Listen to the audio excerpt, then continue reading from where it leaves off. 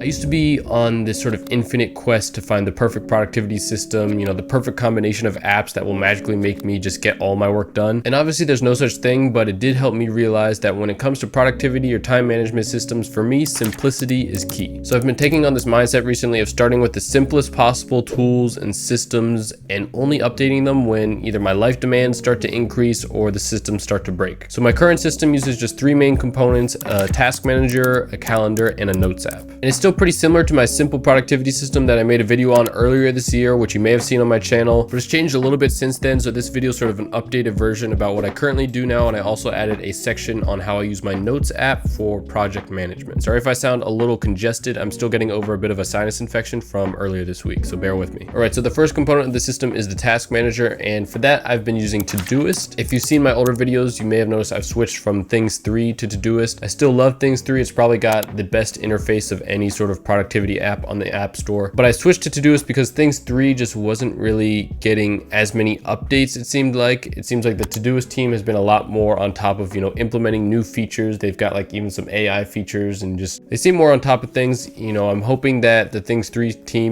comes out with maybe Things 4 at some point. But for now, I've been using Todoist and it's been working really well for me. All right, so how do I have Todoist set up? This will be kind of a recurring theme that you'll notice across all three of the apps. But basically I organize it into sort of the 5 main categories or areas in my life right now. And those being YouTube, health and fitness, education, sort of minimalism, discipline, and relationships. And if I open up my calendar, as you can see, I sort of have the same general categories going on this left-hand side. And I've tried to match the colors and emojis across both just to keep some sort of aesthetic cohesiveness. A couple of these are like separate calendars because they're shared calendars, but like all the blue ones are all sort of family and friends related things. The green ones will be education related. YouTube is all in purple, etc. As you can see, I like to use Apple Calendar as my main calendar app because I'm annoyingly loyal to Apple. I like Apple Calendar a lot because I can get that, Apple interface while also still being able to sync it with my Todoist. And I'll talk about how to do that exactly when I get more in depth into the actual workflow and how I use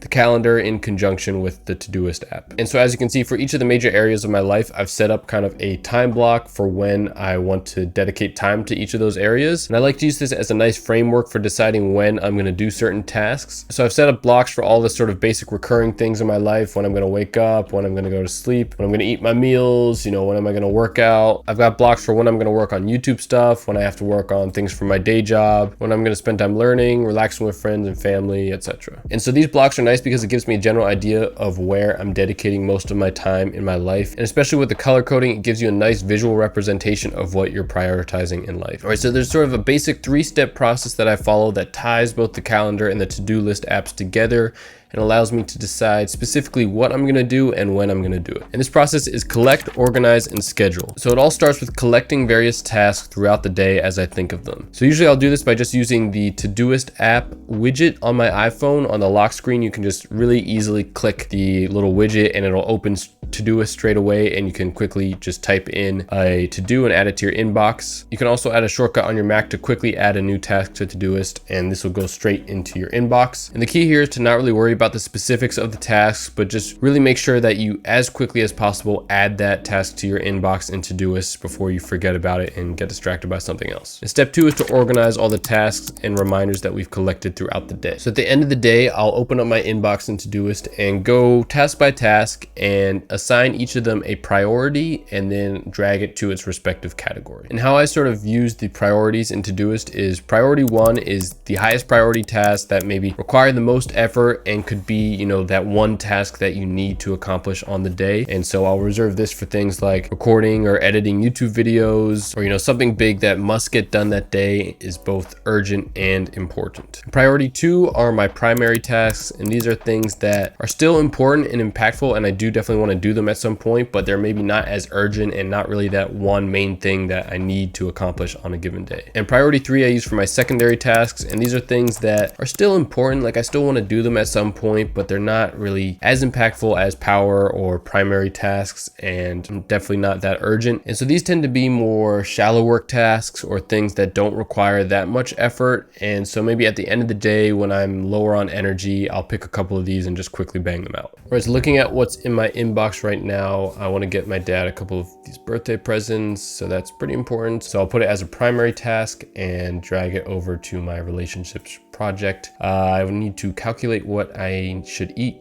in a day so that I actually hit my calorie goals. That is also pretty important. I definitely want to do that sooner rather than later, and that would go in the health section. Finish notes for Friday's YouTube video. That's a pretty important task, maybe a priority 1 for that one, and that would go in the YouTube. List wizard tickets on StubHub, priority 3, not that urgent. Still want to do it at some point. That I'll probably put in miscellaneous errands. And subscribe to Miles' YouTube channel. You can check that off because you already did it, right? So step 3 is to schedule out specifically what I'm gonna do the next day and when I'm gonna do it. And so I'll generally like to pick one main power task where it's like, that main thing that if I can get that done, then the day will feel like a success. And so I'll pick that first, and then maybe 1 to 2 more primary tasks, and then maybe 2 or 3 secondary tasks. And so once I've picked out each of the tasks that I wanna do the next day, I'll also assign a time and duration for each of them. And that's a cool sort of newish feature with Todoist. And since I know that my energy and motivation levels are generally higher in the beginning of the day and slowly diminish throughout the day, and also my desire to kind of be lazy and just do random things increases as it gets later in the day. So I would definitely recommend putting those high priority power tasks first thing in the morning, earlier in the day, and then adding in those primary or secondary tasks later in the day as your motivation and energy levels start to dip. So for filming a YouTube video, for example, I would probably try to do this earlier in the day. I like to do a lot of my YouTube work first thing in the morning, so I put 6:30, and I reckon this would probably take me an hour and a half to film, and yeah, safe. And so what's nice about this is if I flip over to my calendar now, you can see that those tasks that I assigned for tomorrow are showing up on my Apple Calendar through this Todoist calendar here. And even that time that I put in Todoist to film the YouTube video is also reflected right here. And I can move tasks around as needed. You can see that all the tasks that I didn't add a specific time to yet are just by default all day tasks on the calendar, but I can actually take them and drag them down to different times throughout the day for whenever I want to do them. Say, save some of these for the afternoon. I can change the duration, all that. Say I want to clean out my closet, that's going to take a minute. List the tickets, do that down here. And so this is nice because you can see I still have sort of the framework blocks that I had set up just recurring on my calendar, but then I can also see the specific tasks that I want to do during each of those blocks. This is optional. You don't necessarily need to do this if you're fine with just knowing, okay, at 6:30, I'm going to do my YouTube block and just work on my YouTube tasks, and then you can go over to Todoist and see what you need to work on. That works too. For me, I like to have it kind of on my calendar as well, but for you, it might be overkill. And this is kind of a two-way sync. So you can see that once I've assigned all these times by dragging those events over on the calendar, if I go back to Todoist now, all of those tasks also have times assigned to them. And so they're all in order just like they are on my calendar.